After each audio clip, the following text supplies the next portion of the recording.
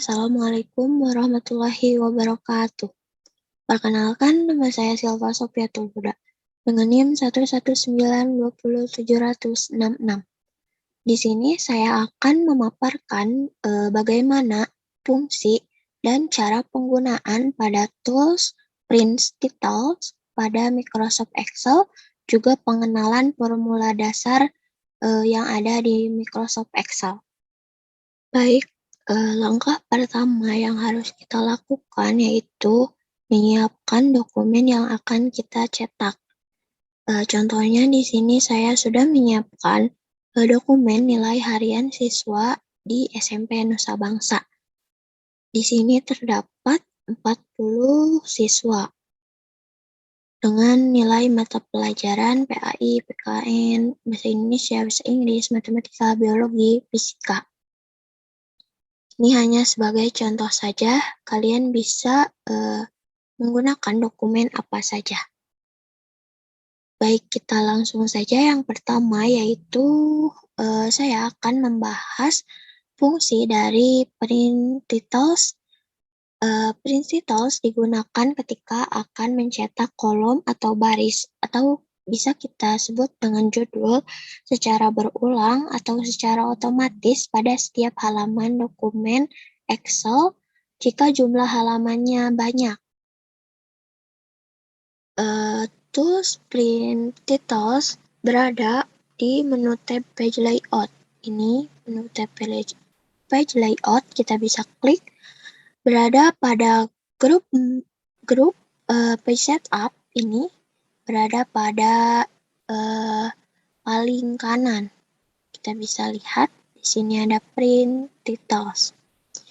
Kita bisa klik, maka akan muncul jendela Page Setup seperti ini. Yang pertama yaitu ada Page. Di sini kita bisa mengorientasikan halaman yang akan kita cetak. Misalnya kita orientasikan dengan potret, maka dokumen yang akan kita print atau kita cetak akan seperti ini. Kemudian jika kita memilih landscape, maka dokumen yang akan kita print menjadi seperti ini. Misalnya kita menggunakan dengan landscape. Kemudian yang kedua yaitu ada scaling. Di sini ada yang pertama ada adjust to. Kita bisa mengadjust ukuran pada dokumen yang akan kita print atau yang akan kita cetak. Misalnya di sini ada 100%. Misalnya kita akan memperbesar, maka kita tambahkan panah ke atas, kita klik, misalnya 200. Kita bisa lihat perbedaannya yang 200. Jika 200%, maka dokumen akan tampil seperti ini. Kita bisa klik print preview. Maka akan seperti ini. Bedanya dengan kita misalkan 100%, atau bisa dikatakan yang normal. Kita print preview, maka akan terlihat semua datanya atau semua tabelnya. Kemudian, kita bisa juga memperkecilnya dengan menguranginya, atau kita mengklik panah ke bawah. Misalnya kita 50%. Kita bisa lihat di print preview, maka akan terprint sekecil ini atau dengan 50% adjust-nya. Karena kita akan mencetak dengan ukuran yang normal saja, kita bisa mengadjust to dengan 100%. Kemudian di sini ada fit to. Fit to ini digunakan untuk memfit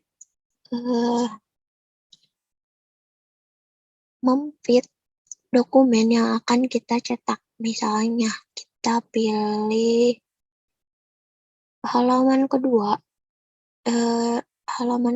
dengan lebar Misalkan 1, perbedaannya kita bisa lihat di print preview, maka akan seperti ini. Akan terfitu seperti ini. Kita dapat lihat perbedaannya. Karena kita akan mencetak yang normal saja, kita bisa klik adjust to saja yang tadi 100%.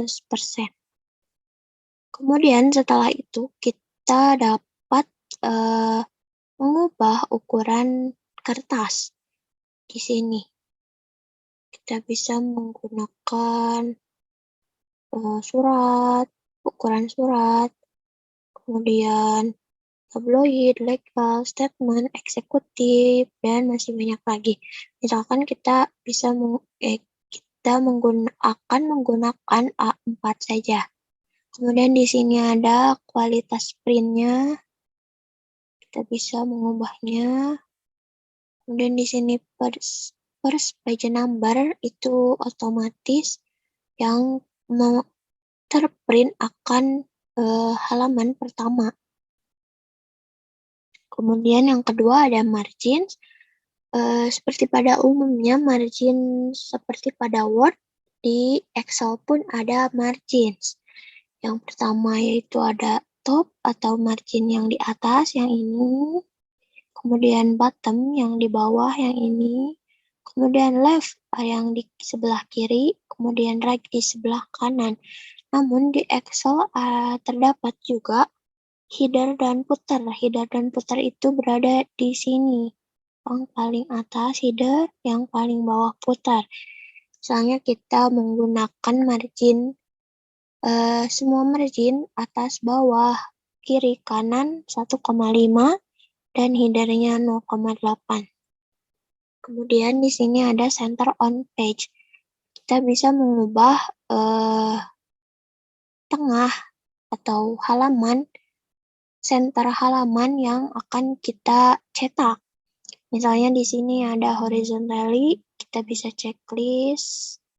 Sebelum kita checklist horizontally, maka dokumen yang akan kita cetak seperti ini, berada di kiri. Kemudian ketika kita checklist horizontally, maka ada dokumen atau data yang akan kita cetak berada di tengah. Kemudian yang kedua ada vertically. Ketika kita mengklik vertically, maka data yang kita gunakan berada di tengah-tengah secara vertikal. Dan kalau perbedaannya dengan horizontally, berada di tengah-tengah secara horizontal. Kemudian kita dapat mengchecklist dua-duanya, berarti data atau dokumen yang kita cetak berada di tengah-tengah secara horizontal dan secara vertikal. Seperti itu. Mungkin kita bisa gunakan dua-duanya, berarti data yang akan kita print berada di tengah-tengah secara horizontal dan secara vertikal. Kemudian yang ketiga ada header dan footer. Kita bisa mengubahnya di sini atau kita bisa custom headernya di sini, bisa klik. Kemudian footer di sini, kita bisa custom juga di sini. Kita tidak akan menggunakan header dan footer. Kemudian yang terakhir ada sheet. Sheet di sini yang pertama ada print area, di mana print area ini digunakan untuk mencetak dokumen yang akan kita cetak namun pada area tertentu saja. Misalnya, kita contohkan, kita bisa klik ujung ini yang icon seperti sel gitu, kita klik, kemudian kita blok mana saja data yang akan kita cetak secara area tertentu. Misalkan kita akan mencetak 10 siswa saja seperti ini. Ketika print area sudah aktif, maka akan ditandai dengan titik-titik putus seperti ini dan akan otomatis tertulis pada jendela preset up print area seperti ini. Kita bisa langsung saja klik enter, akan muncul seperti ini. Kita bisa lihat dengan mempreview dokumen yang akan kita cetak. Akan muncul seperti ini. Hanya 10 siswa saja dan hanya area tertentu yang kita tentukan tadi. Kemudian selanjutnya ada, kita bisa hapus saja yang ini sebelumnya. Kemudian yang selanjutnya ada print post. Ada dua macam, yaitu rows to repeat at top, ada columns to repeat at left, atau di sebelah kirinya. Yang pertama yaitu rows to repeat at top. Kita bisa menggunakan ini yaitu dengan mengulang judul yang berada di atas, atau rows itu berarti baris yang terdapat di atas.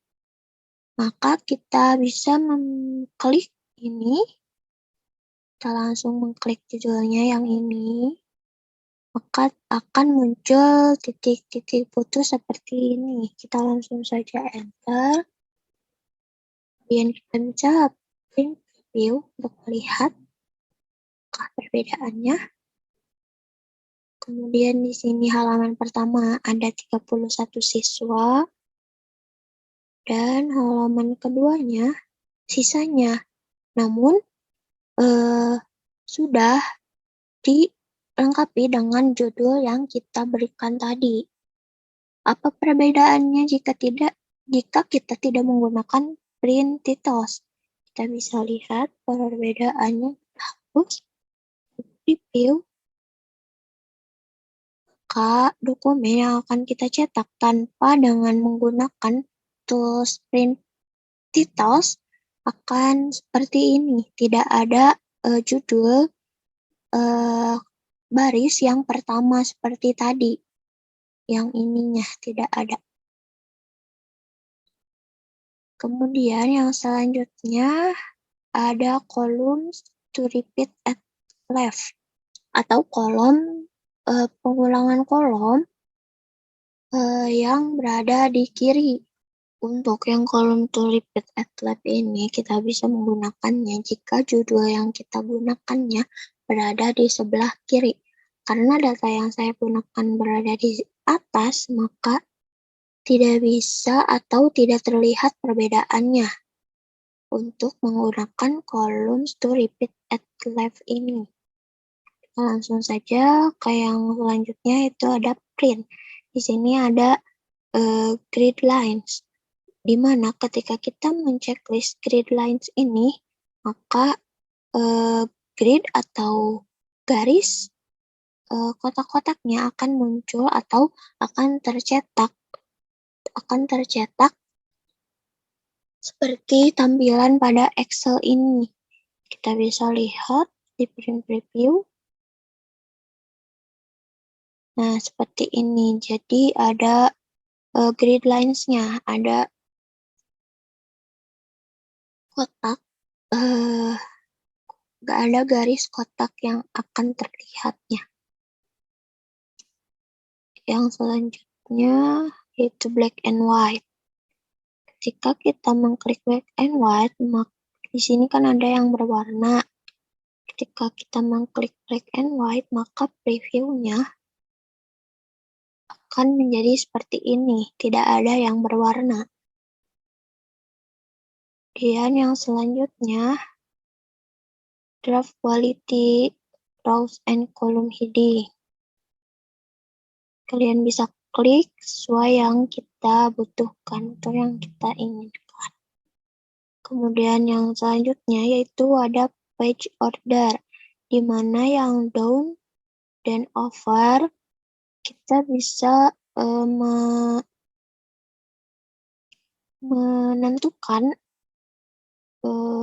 halaman halaman mana yang akan kita tentukan. Misalnya untuk daun ini kita menentukan halamannya itu ke bawah, kemudian ke pinggir, kemudian ke bawah lagi, seperti menyerupai huruf N. Kemudian perbedaannya dengan over and down, kita bisa memulainya yaitu halamannya ke samping terlebih dahulu, kemudian ke bawah, ke samping lagi, atau bisa menyerupai huruf Z seperti ini.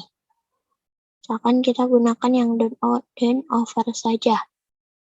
Kita menggunakan Prince Title Editor tadi, yang ini kita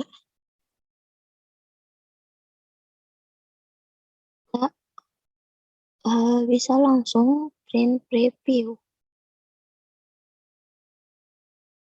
Maka dokumen yang akan tercetak akan seperti ini. Halaman keduanya ada judulnya seperti ini. Mengapa halaman keduanya berada di tengah-tengah? Karena kita tadi sudah menggunakan margins-nya yang center of page-nya berada di tengah-tengah secara horizontal dan secara vertikal. Kemudian kita bisa langsung klik print, maka dokumen akan otomatis tercetak. Mungkin sekian untuk pemaparan Prince Title pada Microsoft Excel.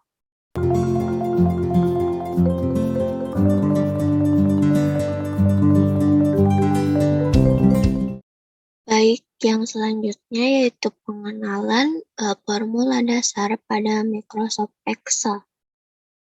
Tentunya kalian sudah mengetahui bagaimana cara menggunakan Microsoft Excel ini. Ternyata di dalam program Excel ini banyak sekali rumus yang tentunya berfungsi untuk memudahkan kalian dalam melakukan pekerjaan, terutama yang berkaitan dengan pembukuan. Dengan menggunakan rumus-rumusnya, maka pekerjaan kalian yang biasa dilakukan secara manual akan semakin mudah jika memahami fungsi dan cara menggunakan rumus Excel. Kita langsung saja formula dasar yang bisa kita gunakan pada Microsoft Excel ini, yaitu pengoperasian matematika, yaitu penjumlahan, pengurangan, perkalian, dan pembagian. Penjumlahan, pengurangan sampai pembagian ini memiliki formula dasar yang pastinya kalian sudah tahu. Kita bisa mengulang saja, yaitu dengan menggunakan pastinya sebelum kita menggunakan formula dasar pada Microsoft Excel, kita harus mengawalinya dengan sama dengan. Kita bisa menuliskan sama dengan, kita pilih kolom mana yang akan kita jumlahkan. Misalkan nilai PAI, yaitu berada di baris berada di baris 5 dengan kolom E. Maka akan ditandai dengan titik-titik putus-putus seperti ini. Kemudian kita menuliskan simbol dari penjumlahan, yaitu simbol tambah seperti ini. Kemudian kita pilih kolom mana yang akan kita jumlahkan dengan kolom sebelumnya. Misalnya kita akan menjumlahkan dengan kolom nilai PPKN. Maka kita klik seperti ini, ditandai dengan titik-titik putus seperti ini. Kemudian kita bisa langsung enter. Maka akan muncul jumlahnya atau hasilnya seperti ini. Apabila kita tidak percaya atau akan membuktikan bahwa penjumlahan ini akurat atau tidak, kita bisa jumlahkan saja 90 ditambah 81, apakah benar 171 atau tidak. Kemudian selanjutnya pengurangan, sama saja seperti penjumlahan sebelumnya, kita tinggal misalnya nilai yang dikuranginya sama seperti penjumlahan. Yang ini kita ubah saja simbol dari pengurangan berarti simbol min. Min, kemudian kita klik nilai PPKN-nya, kemudian kita enter. Maka akan muncul hasilnya, yaitu 9. Kemudian yang ketiga, perkalian. Kita bisa menggunakan sama dengan, harus diawali dengan sama dengan, kita pilih nilai PAI, kemudian simbol perkalian di sini pada Excel ini menggunakan simbol bintang seperti ini. Tuliskan bintang, kemudian kita klik nilai PPKN, kemudian kita langsung saja enter, maka akan muncul hasilnya seperti ini. Begitupun dengan pembagian. Kita menggunakan sama dengan, kita pilih kolom. Nah, untuk pembagian ini ditandai dengan simbol garis miring. Seperti ini. Maaf. Seperti ini. Kita pilih kolom yang akan kita baginya. Kita langsung saja enter. Maka akan muncul hasilnya seperti ini. Kita dapat membuktikan hasilnya apakah akurat atau tidak. Kalian bisa langsung saja menggunakan kalkulator atau menghitung tanpa kalkulator pun mungkin kalian ada yang bisa. Seperti itu. Kemudian selanjutnya yaitu formula dasar yang ada pada Microsoft Excel, yaitu average atau fungsinya untuk mendapatkan nilai rata-rata yang dihasilkan dari sekumpulan data yang telah dibuat. Seperti data yang telah kita sediakan atau saya sediakan seperti ini. Misalnya kita akan mencari rata-rata atau average pada siswa yang pertama, yaitu Ahmad Saidi. Kita akan menghitung rata-rata nilai mata pelajarannya dari PAI sampai fisika, yaitu dengan cara sejak tulis di sini average. Kita langsung pilih saja di sini formulanya, maka akan otomatis berikan tanda kurung buka seperti ini. Kemudian kita drag nilai PAI sampai fisika seperti ini. Maka akan otomatis muncul kolom dan baris yang kita pilih, yaitu E5 sampai K5. Kemudian kita jangan lupa kurung, kemudian enter. Maka hasil rata-rata dari nilai mata pelajaran yang dimiliki Ahmad Saidi sebanyak 88,6 seperti ini. Dikarenakan kita mempunyai data siswa atau banyak siswa sebanyak 40, maka tidak mungkin kita menuliskan formula average ini dengan manual. Kita bisa langsung saja mendrag pada kolom average yang pertama ini sampai muncul icon tambah seperti ini, tambah tipis. Kita langsung saja mendrag ke bawah sampai siswa ke-40. Maka muncul seperti ini. Akan otomatis sama nilainya atau formulanya juga. Kita bisa lihat yang kedua, yaitu siswa Arya Bagaskara. Nilai PAI sampai fisikanya berada di kolom E6 sampai K6.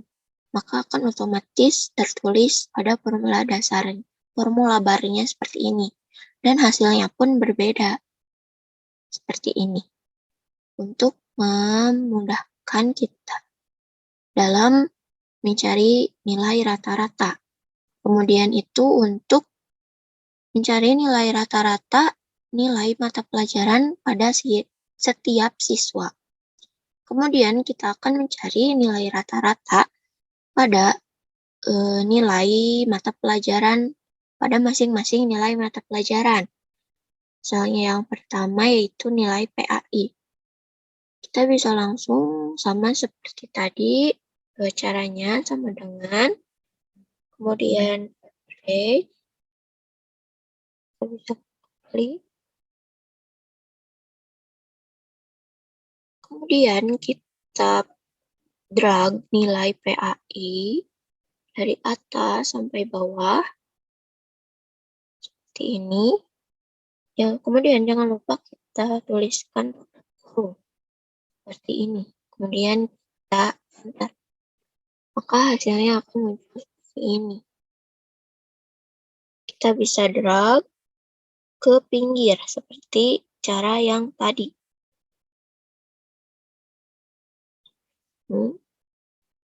Akan muncul sama seperti tadi. Nilai rata-rata yang didapatkan untuk nilai PAI pada seluruh siswa adalah 89,05. Kemudian untuk pelajaran PPKN dengan nilai rata-ratanya 89,45 dan seterusnya. Kemudian selanjutnya formula dasar yang kedua yaitu sum atau dipakai untuk menjumlahkan sekumpulan data di dalam sebuah kumpulan data, yaitu misalnya kita menggunakan di sini, kita bisa tulis sama dengan tulis sum. Misalnya kita akan menjumlahkan kolom nilai fisika. Kita bisa drag seperti tadi. Kita bisa langsung semuanya sampai siswa ke-40. Kemudian jangan lupa kita menuliskan kurung. Kemudian enter. Maka jumlah atau sum dari kolom nilai fisika ini sebesar 3204. Sum ini bisa digunakan ketika kita akan menjumlahkan nilai atau apapun itu dengan jumlah data yang banyak, seperti tadi. Kemudian kita bisa menggunakan formula dasar max atau maksimal, di mana maksimal ini digunakan untuk mencari nilai paling tinggi dari suatu kumpulan data, yaitu dengan menuliskan yang pasti sama dengan, kemudian kita klik. Kemudian kita pilih, misalnya kita akan mencari nilai tertinggi pada nilai biologi. Kita bisa langsung drag seperti yang tadi untuk seluruh siswa. Kita tutup kurung, kemudian enter.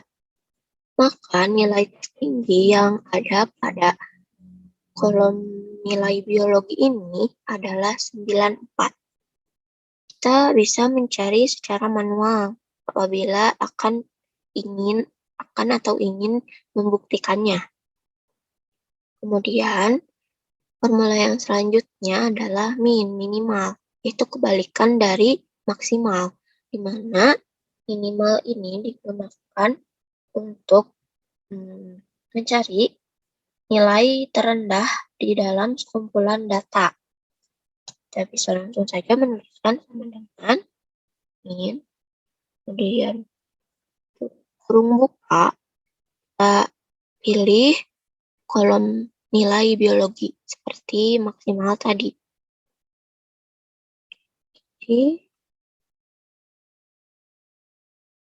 Kemudian kita tutup kurung, kemudian enter. Maka nilai terendah pada kolom nilai biologi ini adalah 77. Sedangkan nilai tertingginya adalah 94. Kemudian yang selanjutnya yaitu formula dasar kun, di mana kun ini digunakan untuk menghitung jumlah data dalam suatu kumpulan yang kita pilih atau yang kita gunakan. Misalnya, kita tidak memiliki data nomor, tidak memiliki data nama, tidak memiliki data nomor induk siswa ini, tetapi hanya memiliki nilai nya saja, misalkan. Maka kita dapat menghitung ada berapa nilai yang terdapat pada dokumen yang kita punya, yaitu dengan menggunakan formula dasar kun. So, teman-teman, kun,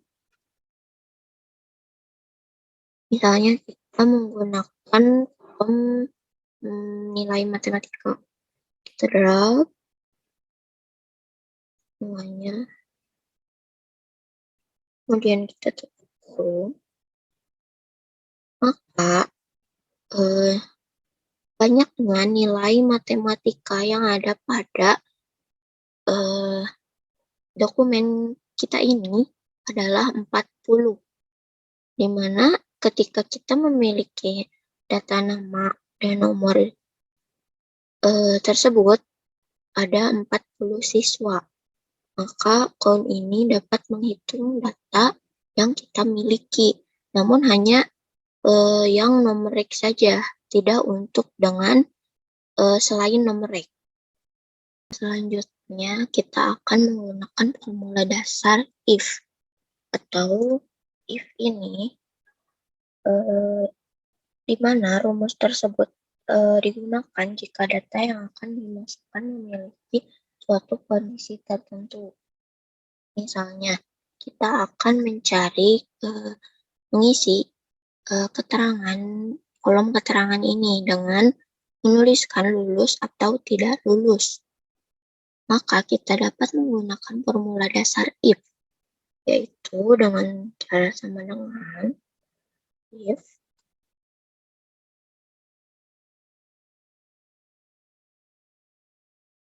kita karena kita sudah mencari rata-rata pada setiap siswa, maka nilai setiap siswa, maka kita sudah mencari juga nilai rata-rata pada seluruh siswa, yaitu 87,19. Maka nilai inilah yang akan kita gunakan sebagai acuannya untuk acuan lulus atau tidak lulusnya.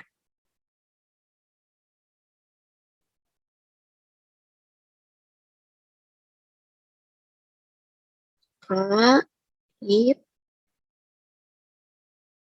kita klik rata-rata siswa yang pertama, kemudian jika lebih besar,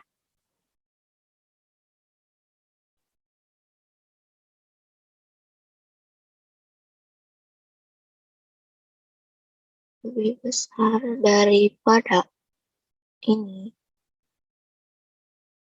kita bisa langsung tuliskan saja berarti 87,19. 87,19 di koma, kemudian tanda kutip 2, kita tuliskan lulus, kemudian kemudian 2, kemudian tanda kutip 2, dan tidak lulus. tanda kutip 2 lagi, kemudian kurung tutup.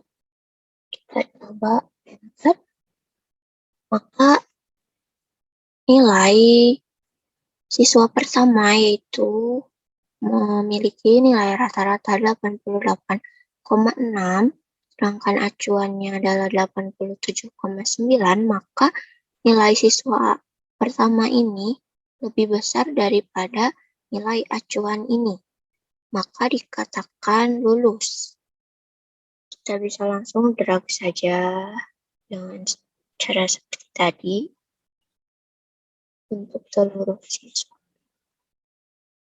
Maka akan otomatis muncul seperti ini. Kita lihat siswa yang kedua memiliki nilai rata-rata 86,3, sedangkan nilai acuan yang kita miliki adalah 87,19, maka nilai yang ia punya lebih kecil dari nilai acuannya, maka dikatakan tidak lulus. Begitupun seterusnya. Dan yang terakhir yang akan kita bahas yaitu formula dasar COMIP, di mana kita bisa hitung sebuah data yang kita inginkan pada dokumen yang kita miliki, namun dengan menggunakan logika if juga. Maka kita contohkan saja langsung sama dengan count if. Misalnya kita akan mencari jumlah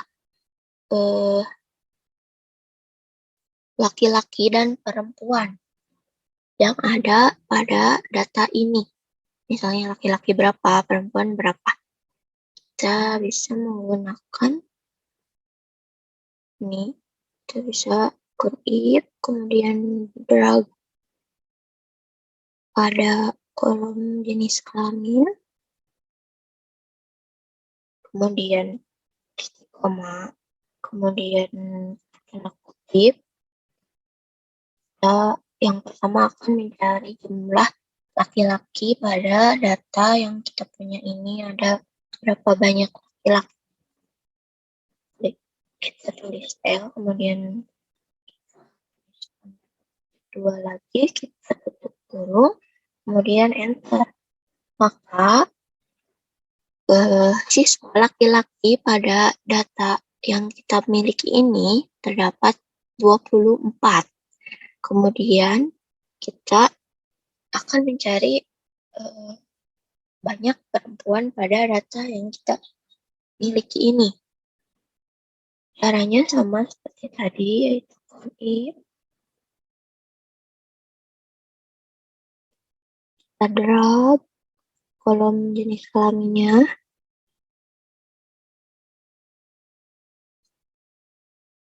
Kemudian kita tulis titik 2, tanda kutip 2, kemudian sekarang bedanya yaitu laki perempuan.